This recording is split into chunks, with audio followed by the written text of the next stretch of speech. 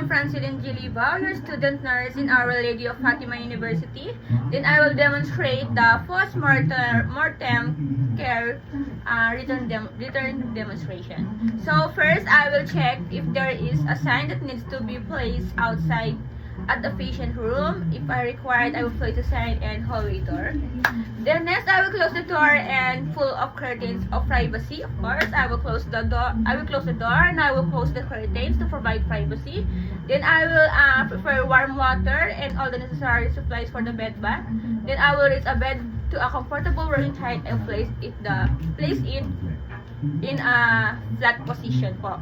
So, next po, bago po nga gawin yung position, maglalagay po tayo ng warm water. Okay, so nakalagay na po tayo. Assume po na nakalagay na po tayo dito ng water. Then, maglalagay po tayo ng konting tubig para po maging warm water po siya. Then, kukuha po ng towel.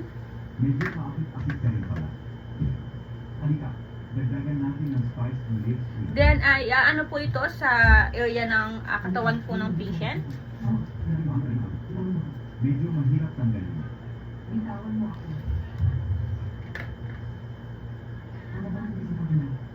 Actually po, dapat po kapag po ginagawa po ito, dapat po nakatakip yung area po ng katawan ng patient para po sa respect na rin po sa dignity ng patient, of course.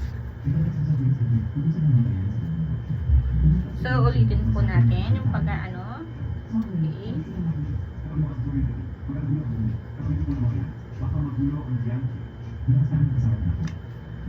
Then I will remove the patient gown and sheets and the blankets.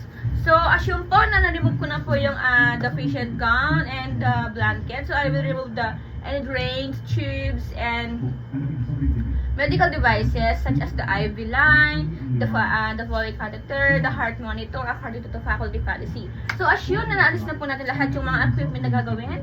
Then, I will remove the patient's dentures or eyeglasses. But, wala naman pong eyeglasses yung ating patient. Then, place them in a label container and keep them with the patient belonging as they later be placed inside bag if required by the facility. So, but before that, naayos na po natin yung equipment, yung pong position po. So,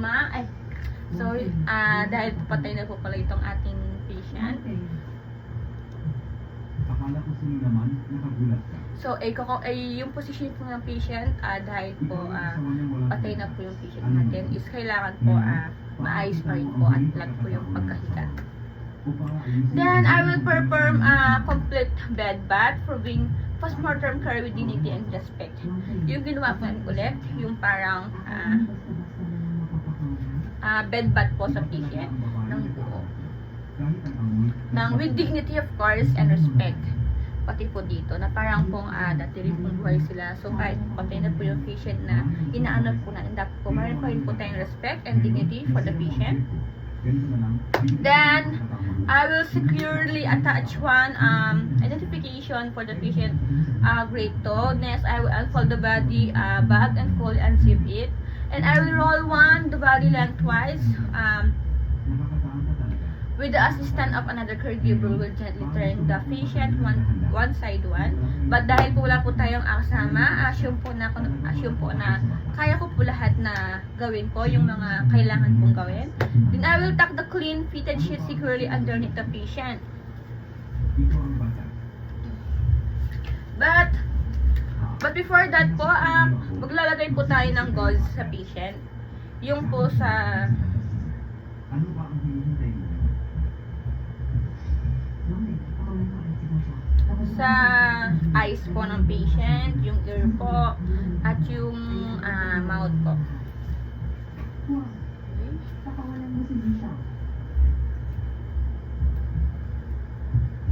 Kanina ang tapang mo, ano? Bago po man gawin lahat yung mga i-unzip po yung patient, kailangan po meron po siyang ganito dahil po for respect na rin po. Siya ang Panginoon. Hindi ko ba alam kung paano isulat ang kamatayan?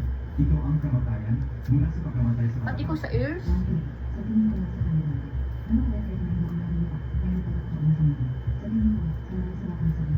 Laro lang lang.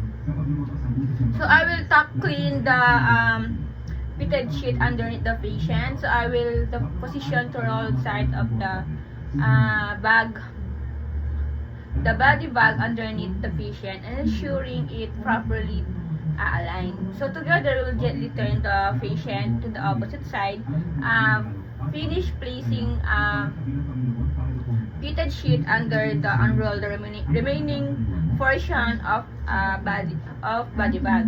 Then once the patient is properly positioned inside the body bag, I will completely the bag close, and I will secure the two zipper pulls together with another identification bag. So assume this is the bag side.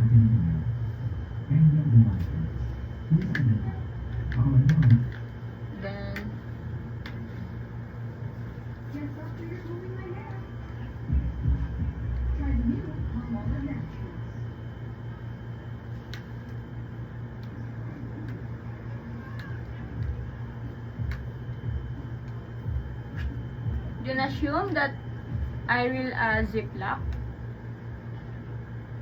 Ano ba yung inaatin nyo? Ang gusto ko ay kayabangan, kamaliwan. Ano ba itong ginagawa nyo? Mga tama Assume that I will zip lock. Then of course, finally, I'm going to hand hygiene. Then since earlier I assume that I wear a gloves, so now I will remove my gloves, then hand hygiene again. Then next, I will cover the body bag carefully and completely, of course, with a clean flat sheet to maintain the patient dignity and privacy with transporting and body to the morgue, of course. Then the conclusion of postmortem. This is the conclusion of the postmortem written demonstration po. The next I will document the information. Thank you.